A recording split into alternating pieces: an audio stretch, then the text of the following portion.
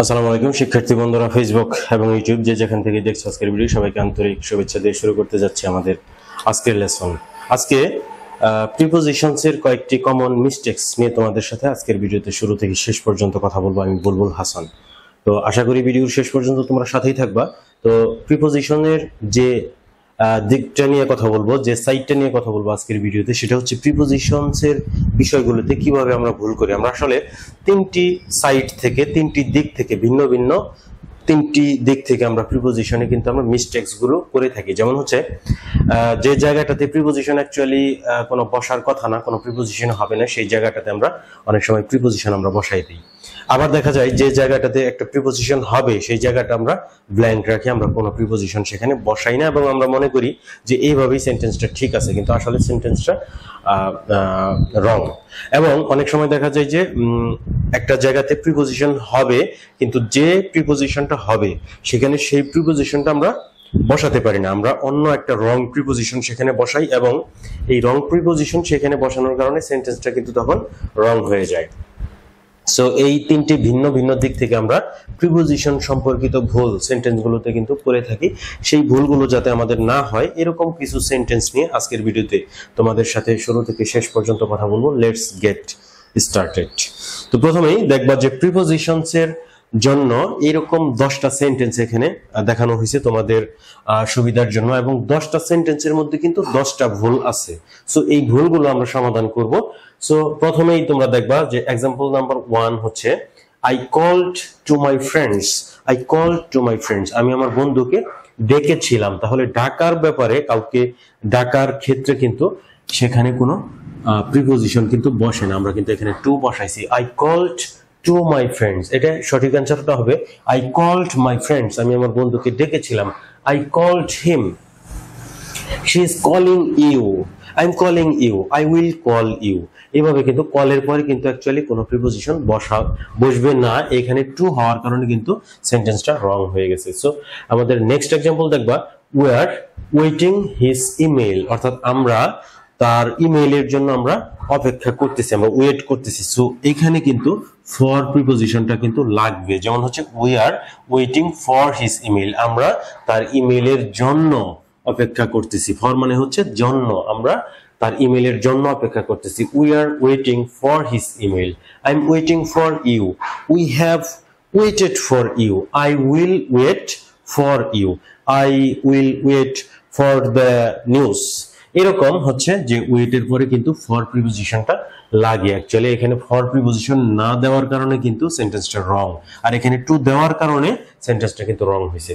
Next example হচ্ছে দে reached to an agreement, তারা একটা সম্মতিতে পৌঁছাইছে, তারা একটা ঐক্যমত্যে পৌঁছাইছে। সো এইখানে কিন্তু রিচড এর পরে কোনো প্রিপোজিশন কিন্তু আমরা বসাবো না। দে রিচড অ্যান এগ্রিমেন্ট, সো এখানে টু দেওয়ার কারণে কিন্তু সেন্টেন্সটা রং। দে reached an agreement, that's fine, this sentence is correct sentence.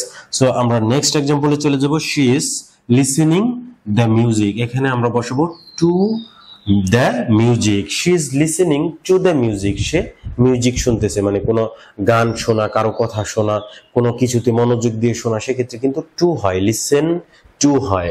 যেমন হচ্ছে she is listening to the music, I am listening to you, go ahead, I am listening to you, তোমার কথা চালায় যাও, আমি তোমার কথা শুনতেছি। লিসেন টু মি, আমার কথা শোনো, লিসেন টু মি। সো এখানে লিসেনিং টু হবে, she is listening to the music. Next example হচ্ছে example number 5, did you contact to the manager, এখানে টু থাকার কারণে কিন্তু এটা wrong sentence. Did you contact the manager, তুমি কি ম্যানেজারের সাথে কন্ট্যাক্ট করছো, যোগাযোগ করছো।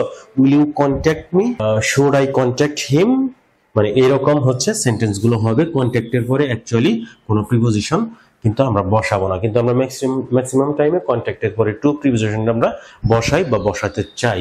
এই বিষয়গুলোতে কিন্তু বিশেষভাবে লক্ষ্য রাখতে হবে।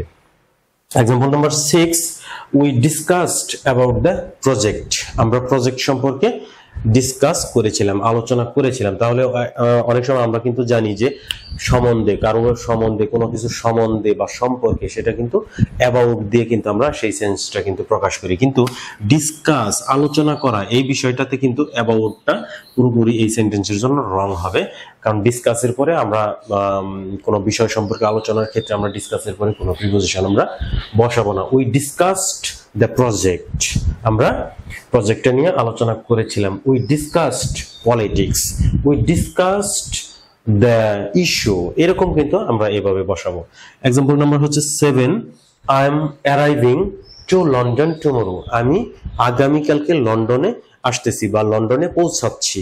সো এরকম সেন্টেন্স বোঝানোর ক্ষেত্রে, এটা এই অর্থটা বোঝানোর ক্ষেত্রে I am arriving in London tomorrow, in হবে টুর জায়গায়, কারণ হচ্ছে বড় কোনো সিটি, কোনো দেশ, মানে বড় কোনো জায়গা, একটা দেশের মধ্যে তুমি পৌঁছাইছো, সেটা নিশ্চয়ই একটা বড় একটা জায়গা, ভাস্ট একটা এরিয়াকে বোঝাচ্ছ। একটা শহরে কিভাবে একটা বড় একটা প্লেসকে বোঝায়, যদি স্পেসিফিক নির্দিষ্ট একটা জায়গা বোঝায় একদম, মানে তাহলে সেক্ষেত্রে কিন্তু অ্যাট প্রিপোজিশনটা বসাতে হবে। এয়ারপোর্ট, বাস স্ট্যান্ড, এরকম অ্যাট প্রিপোজিশন বসাবো। কিন্তু এটা হচ্ছে প্রিপোজিশনের অন্য একটা টপিক, অন্য একটা ক্লাসে আমি এটা নিয়ে ডিটেলস আলোচনা করব। কিন্তু হচ্ছে নর্মালি হচ্ছে লন্ডন, এটা এই জায়গায় কিন্তু আমরা ইন প্রিপোজিশন বসাবো। যেমন I am arriving in London tomorrow, so এখানে কিন্তু আমরা টু বসাবো না। সো এখানে হচ্ছে যে অ্যাড বসাতে পারি ছোট জায়গার ক্ষেত্রে, ইন আমরা বসাবো বড় জায়গার ক্ষেত্রে, এবং টুটা বসানো যায় যে কোনো একটা দিকে যখন যাচ্ছি তখন কিন্তু আমরা টু বসাবো। লন্ডনের দিকে যাচ্ছি যখন, তাহলে সেখানে কিন্তু আমরা টু বসাইতে পারি। যাই হোক, এটা নিয়ে আমি পরে আরেকটা ভিডিওতে আলোচনা করবো। Next example number 8, have you answered to their question, এখানে টু দেওয়ার কারণে কিন্তু সেন্টেন্সটা রং সেন্টেন্স। কারণ হচ্ছে আমরা এইভাবে বলবো যে have you answered their question, have you answered the call, will you answer the call, মানে এরকম হচ্ছে যে অ্যান্সারের পরে আসলে কোনো প্রিপোজিশন এখানে আমরা বসাবো না। এক্সাম্পল নাম্বার হচ্ছে 9, did he tell to you something, to কিন্তু এখানে হবে না।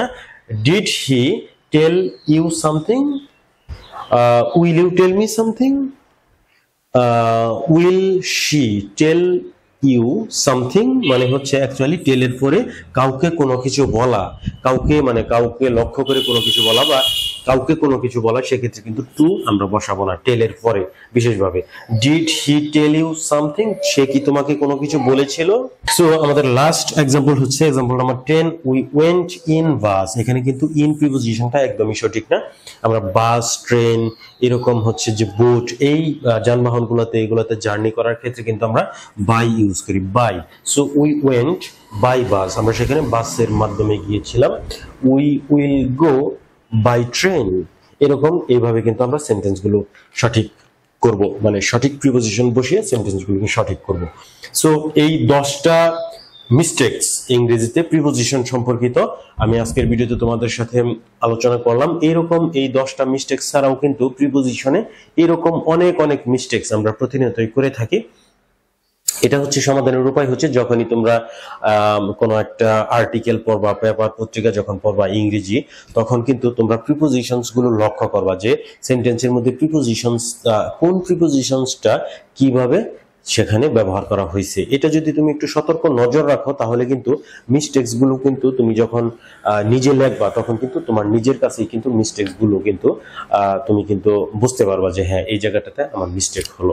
সো প্রচুর প্র্যাকটিস করতে থাকবা। আর আজকের প্রিপোজিশন সম্পর্কিত, প্রিপোজিশনের মিস্টেকস সম্পর্কিত ভিডিও তোমাদের কাছে যদি ভালো লাগে লাইক, কমেন্ট, শেয়ার করবা। ফেসবুক থেকে যারা দেখছো ফলো করবা, ইউটিউব থেকে যারা দেখছো তারা অবশ্যই সাবস্ক্রাইব করবা।